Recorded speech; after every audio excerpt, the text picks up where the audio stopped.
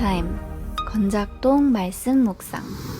안녕하세요. 양주 강북제일교회를 섬기고 있는 이상대 목사입니다.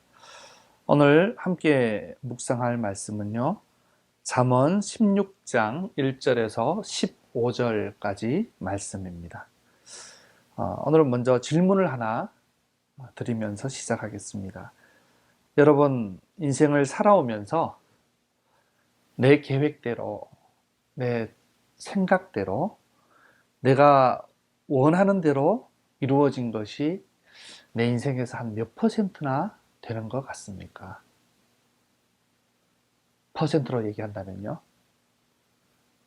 한번 각자 몇 퍼센트 정도 되는 것 같다 한번 생각을 해보시기 바랍니다. 제가 이제 신방을 가서나 성도님들과 이야기하면서 이런 질문을 많이 해보았습니다. 그랬더니 정말 많이 이루어졌다고 하는 분은 한 50% 이렇게까지 이야기하시는 분도 있었고요. 대개 한 20%, 30%, 그 정도 이루어진 것 같다라고 얘기하고, 적게 말씀하시는 분은 한 10% 이루어진 것 같다라고 말씀하시는 분도 보았습니다. 무슨 얘기입니까? 우리 인생이요, 내 마음먹은 대로 참 잘 되지가 않는다는 거죠. 내가 생각하고 내가 계획한 대로 척척 이루어져 가는 게 우리 인생이 아니라는 것입니다. 거기에 대해서 성경이 뭐라고 하고 있느냐, 사실 오늘 본문이 거기에 대한 이야기를 해주고 있습니다. 오늘 말씀 1절 보면요, 마음의 경영은 사람에게 있어도 말의 응답은 여호와께로부터 나오느니라.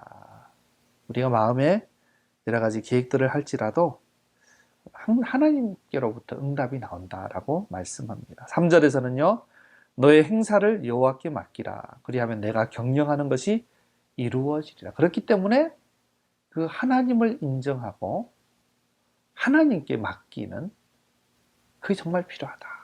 그죠? 그럴 때 하나님이 우리의 경영하는 것을 이루어 주신다라는 이야기고요. 9절에서도 사람이 마음으로 자기의 길을 계획할지라도 그의 걸음을 인도하시는 이는 여호와시니라. 아무리 우리의 마음으로 계획을 해도요, 그 걸음 인도하시는 분이 하나님이시기 때문에 우리가 집을 세우는 수고를 해도 하나님이 세워주시지 않으면 그 수고가 헛되고, 우리가 정말 성을 지키는 수고를 해도 밤새 잠을 안 자면서 깨어 있어도 하나님 안 지켜주시면 아무 소용이 없는 것, 이거를 아는 것이 신앙이고 믿음이죠. 오늘 이런 부분들을 뒤에 보면 19장 21절에서 한마디로 이렇게 또 말씀하고 있습니다. 같은 얘기죠. 제가 한번 읽어볼게요. 잠언 19장 21절에 보면 사람의 마음에는 많은 계획이 있어도 오직 여호와의 뜻만이 완전히 서리라. 우리가 많은 계획을 하지만 결국 하나님의 뜻이 완전히 서고 이루어진다. 이거를 아는 게 믿음이죠. 온 세상을 통치하시는 분이 우리 하나님이시고 만왕의 왕이시고, 그 하나님이 내 인생도 통치하시고 주관하고 다스리고 계신다. 이걸 믿는 게 믿음이죠.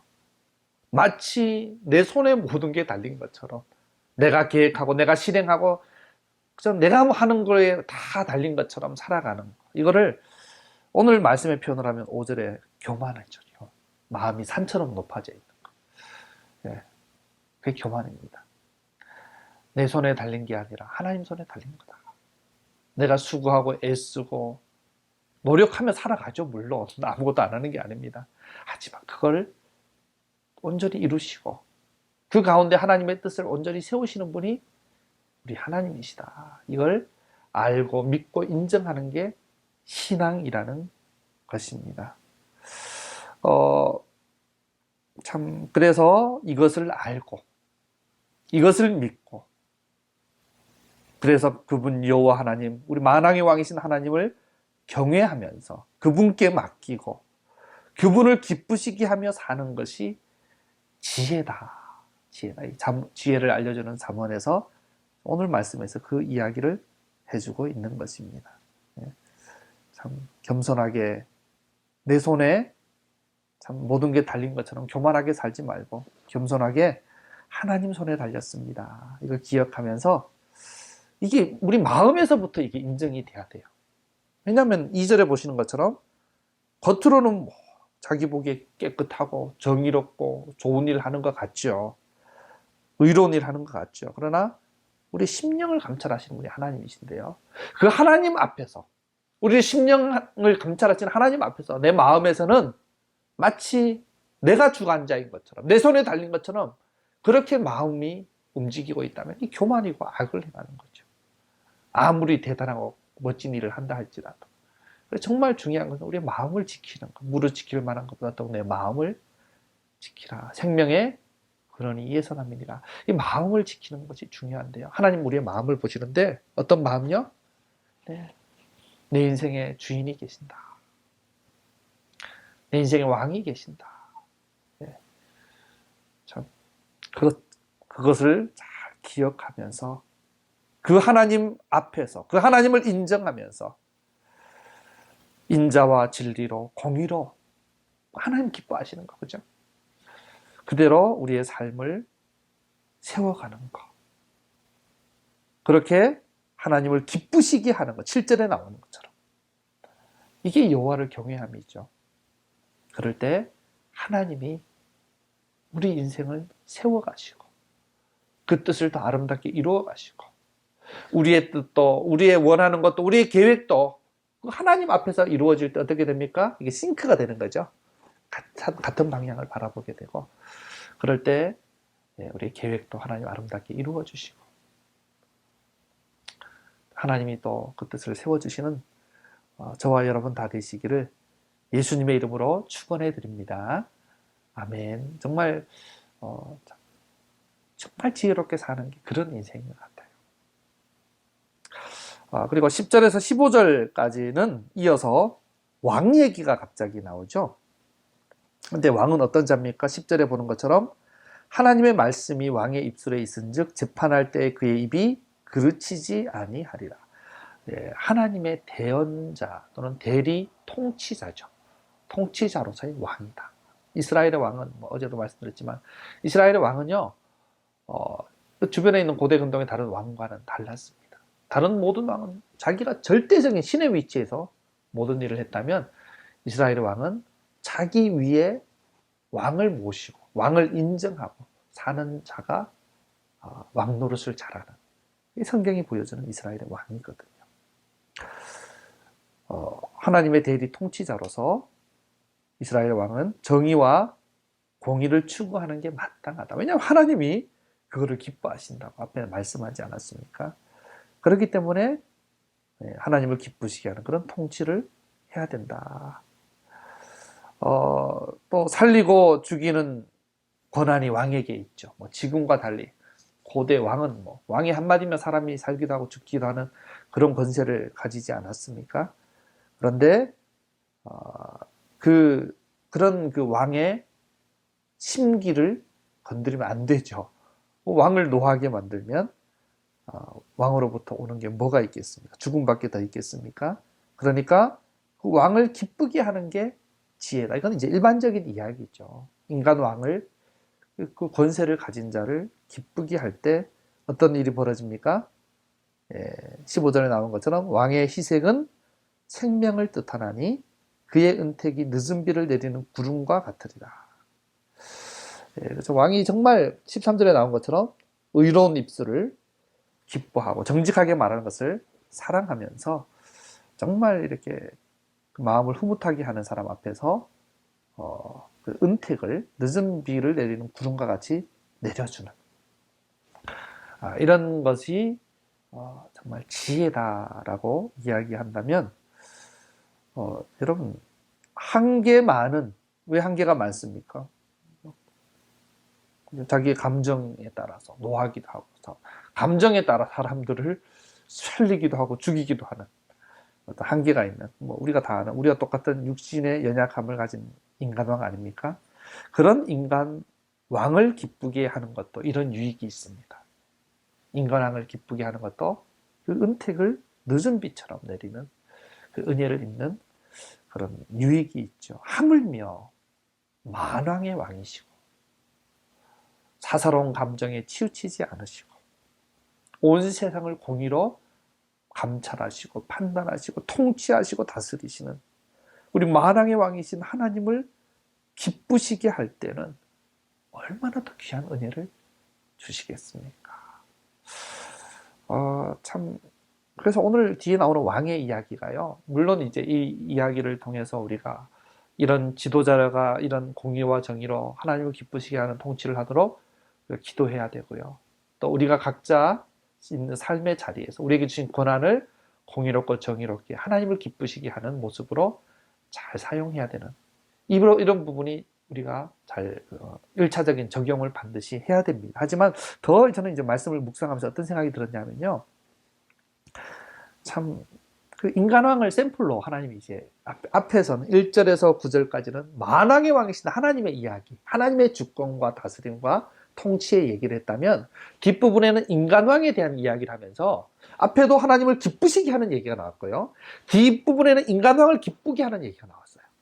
그러면서 인간왕을 기쁘게 해도 그 한계 많은 인간왕도 이렇게 그 자기가 기쁘면 얼굴에 희색이 돌면서 그죠?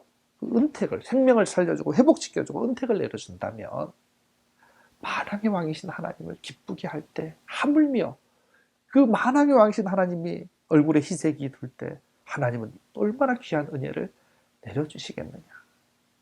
내 손에 모든 게 달린 게 아니라 하나님 손에 모든 게 달렸음을 믿는다면 그 하나님을 기쁘시게 하며 사는 게 당연한 거고 그런 자들 그렇게 여호와를 경외하며 공의를 행하며 인자와 진리로 행하면서 하나님 앞에서 살아가는 자들 하나님이 더 귀한 은혜를 부어주시지 않겠느냐.